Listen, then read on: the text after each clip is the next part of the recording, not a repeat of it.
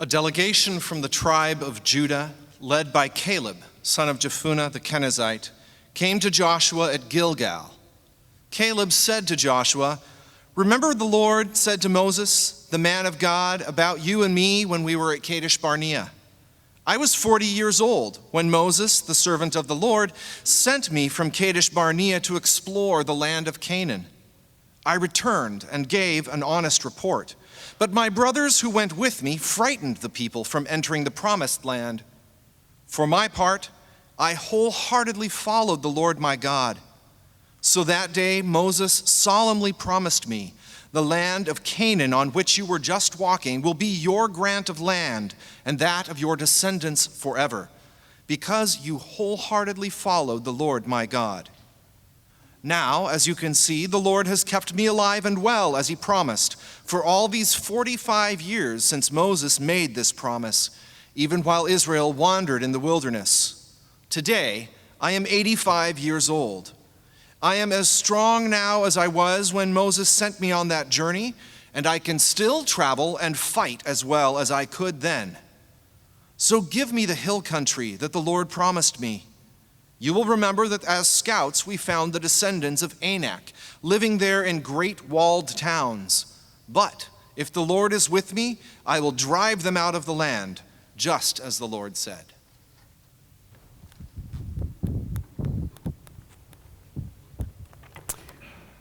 Thank you so much, Praise Band, for leading us in worship, and also to Fabiana to really bringing us before the throne of God. And welcome to all of the students just back from houseboats.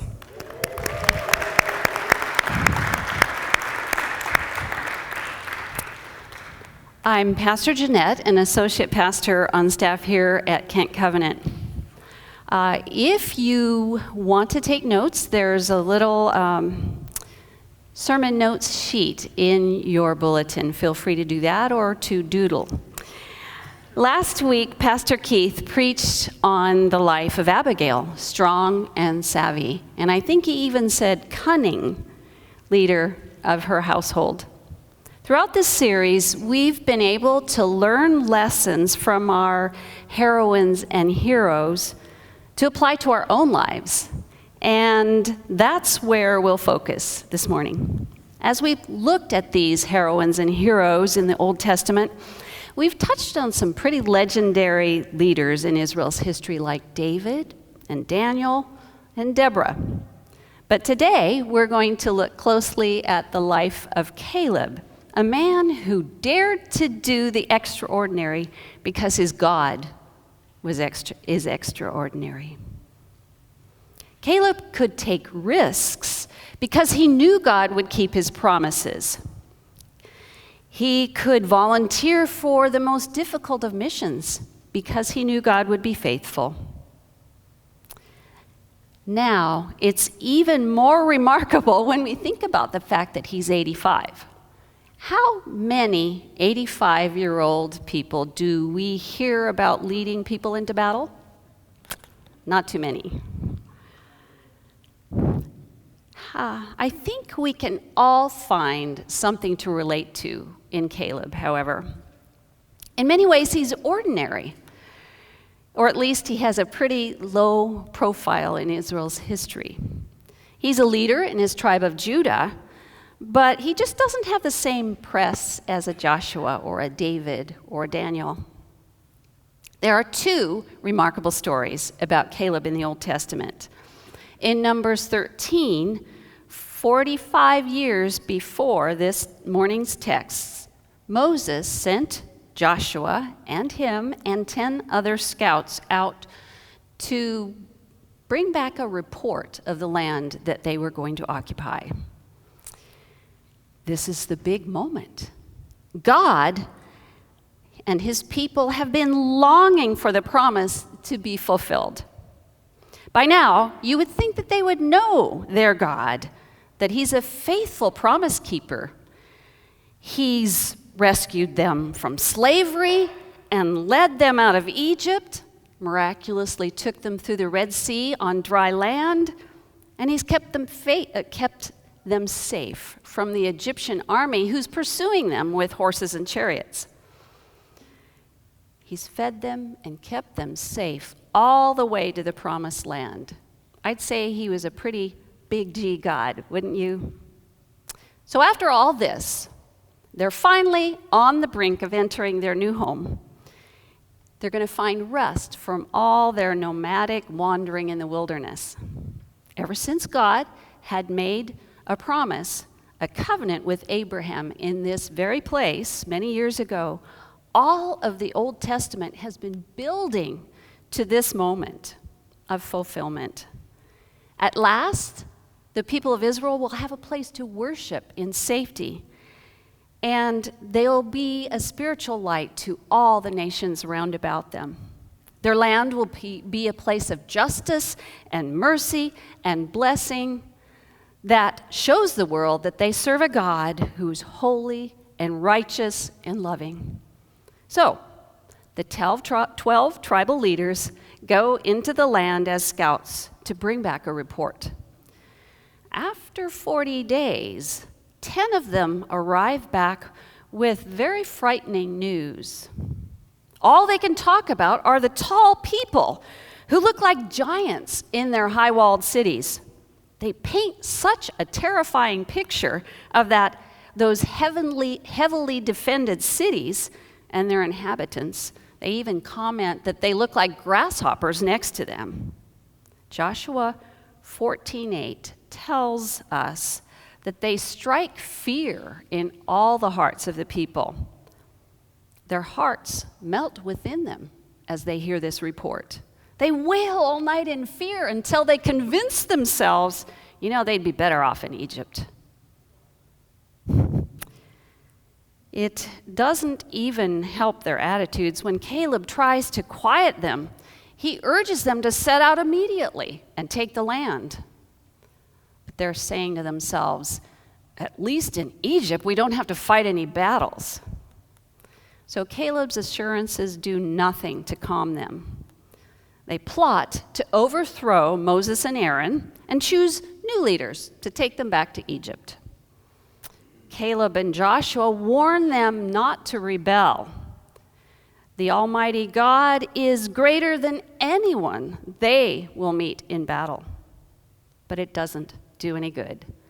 Things go from bad to worse, and they get ready to stone Joshua and Caleb.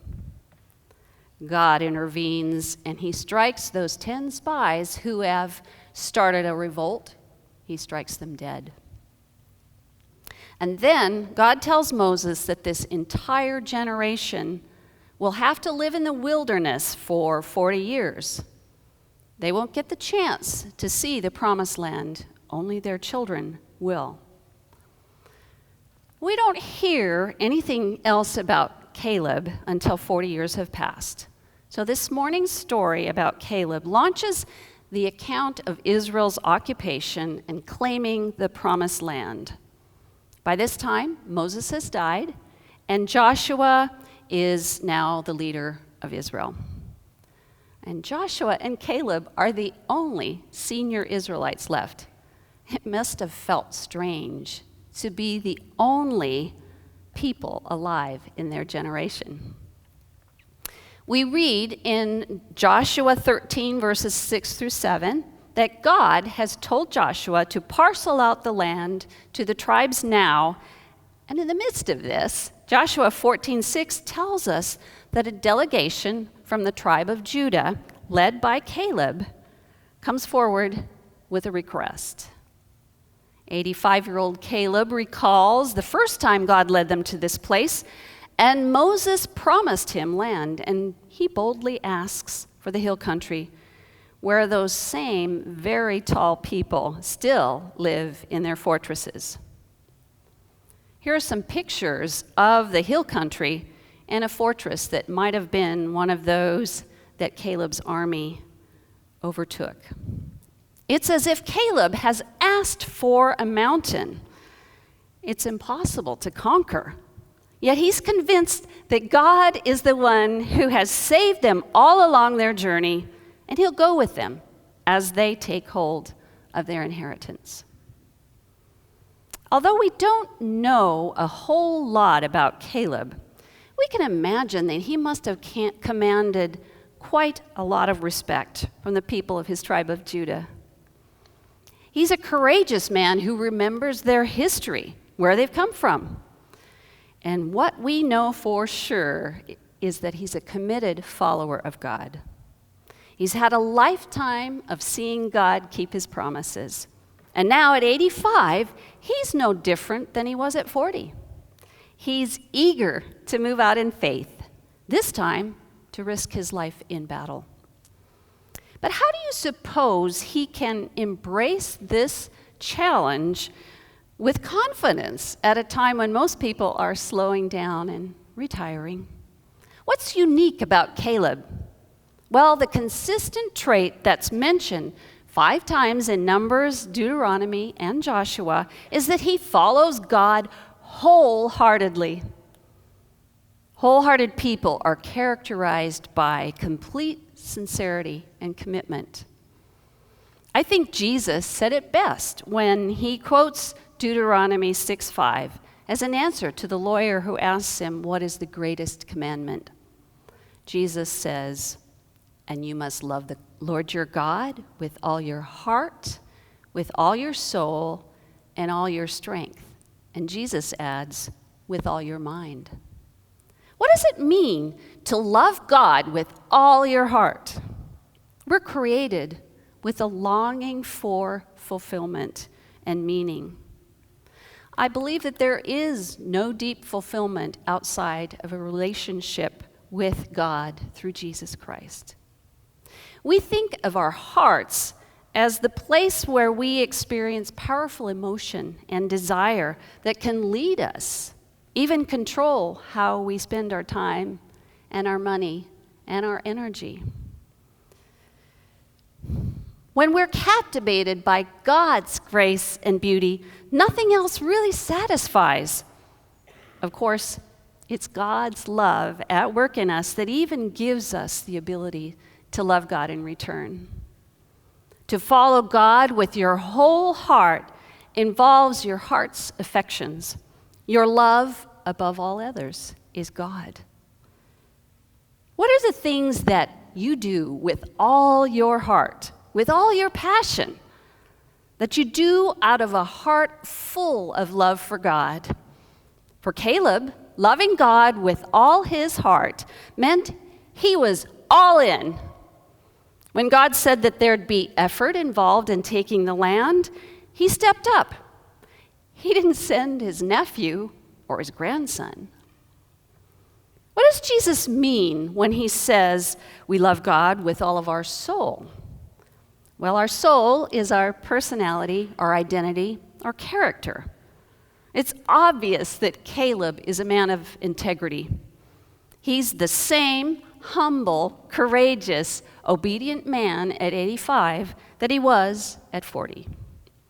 His behavior reflects well on the God he follows. When we love God with all our soul, the way we speak, the choices we make, and our attitudes will reveal our true selves, showing that we love God wholeheartedly. Now, Jesus also says that we love God with all our mind. This is the part of us that thinks and knows and imagines. God created our minds to work constantly and be in constant contact with Him. Caleb's mind and emotion are devoted to God. When he scouted out the land, his report afterwards reflected the truth of God. The people had nothing to fear, he said, because God was with them. He can imagine how God is going to deliver the land into his hands. He can recall God's goodness in the wilderness, how the words that Moses passed on from God were true. Our imagination is a source of vision for what we can do for God in the future. The Apostle Paul tells us in Romans 12:2 that when we let God transform the way we think, we become a new person. Even our imagination needs to be yielded to God. Then loving God with all our strength means all our physical abilities. They are dedicated to God as well. What we do with our hands and our feet and all of our energy, Caleb could take physical tasks and risks by traveling in hostile territory as a scout. And now he's much older, but still he's ready to risk his life, this time in battle. Our bodies are one of the ways God gives us to serve him and his purposes. The Apostle Paul again reminds us that the Holy Spirit lives in us, motivating us to follow God and to honor him with our bodies. We love God by doing everything we can to keep the body that God gave us healthy and strong as we serve him. So because Caleb loves God, he learns to trust God. Caleb's complete commitment of heart, soul, mind, and strength, his passion to follow God, is made stronger as he experiences God's trustworthiness. Time after time, God has proven his faithfulness to the people of Israel. Caleb learns over the years to count on God to keep his promises. His response is to continue to obey God's command. God vowed to bring Israel into the promised land and vanquish their enemies, and God had won their battles up until this day.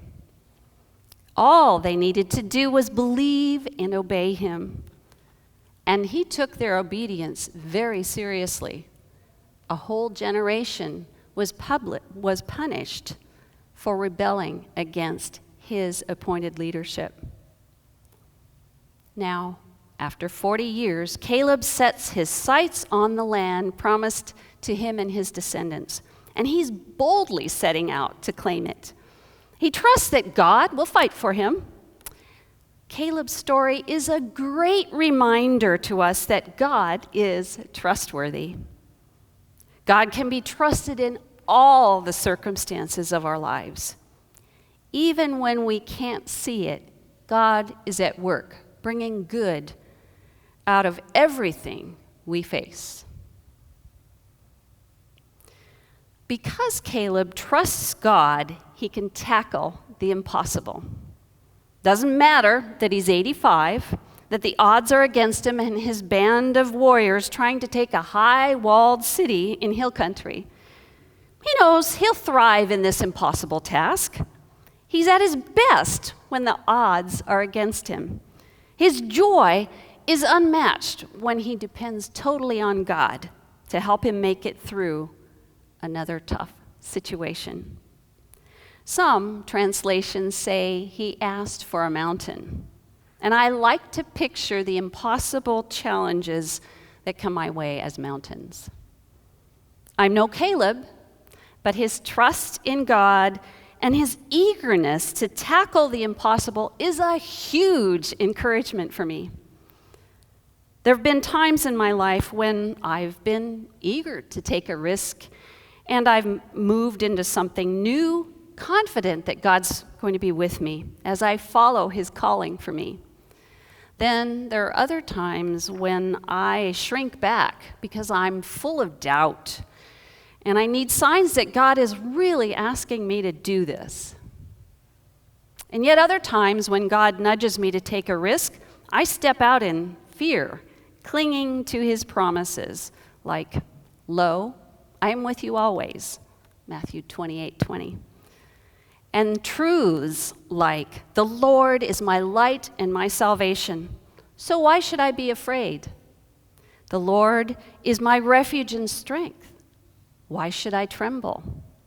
Psalm 27:1. Or, "I declare about the Lord, he alone is my refuge, my place of safety. He is my God, and I trust him." Psalm 91:2. Recently, God presented me with a mountain. As a background, for my story. Before I was born, my parents worked in China until the revolution in 1949. They worked with a remote minority group on steep hillside in rough terrain. Just to give you an idea of what it might have been like, when their travel in and out of the village included being suspended from an early version of a rope zip line to cross the rapids, even their kids as well. Today, you can see pictures of people still doing that. And I might add that the meaning of the name of that river is Angry River. It took my parents 2 weeks to hike out of town to get supplies. Part of their ministry with the L people was to plant churches and help translate the Bible into their language. Recently, I was amazed to learn that despite persecution and destruction of their churches, there are 300,000 Christians among the Li people. That's more than half of their total population. So, my parents are now with the Lord, and before this, I had never met an L person or seen the place where they live. When the L people invited me to visit their village as a child of the original missionaries, celebrating 100 years since the gospel came to them, I was touched. But I thought, nah, this is really too impossible to do. There were so many details to figure out without a travel agent or a friend to advise me, and many of the details would remain unknown ahead of time. God wasn't asking me to fight a battle or anything that dangerous, but I felt he was asking me to honor the people's request and join the L Christians in their celebration. Now, there were several reasons why this was a crazy idea. I'd have to buy my airline ticket and my hotel reservation booked before I sent in my visa application, with no assurance that it would be accepted. The process of communicating with a courier in San Francisco would take about 3 weeks, and I'd have to go by myself. I didn't know the 2 men with whom I would travel when I got to China, and oh yeah, did I mention I don't speak Chinese? Not only that, my English-speaking Swiss travel companion could only be away from work for 3 days. So that meant I would spend 19 hours traveling by air to get to a province in the southwest of China, and there'd be no one there to meet me at the airport. Assuming that I was successful in making it to my hotel, I would have to trust that my travel companions would find me there. From there, the best part, we'd have a 17-hour drive to a village on the border with Myanmar. I'd have part of a day with the L people and then start that whole process all over again. But you know, even with all of those known challenges and unknown details, I knew God was prompting me to go. For me, the discouragement came from my inner self. I was asking a lot of what-if questions and running scenarios as to why this was really a bad idea. I had a research paper due.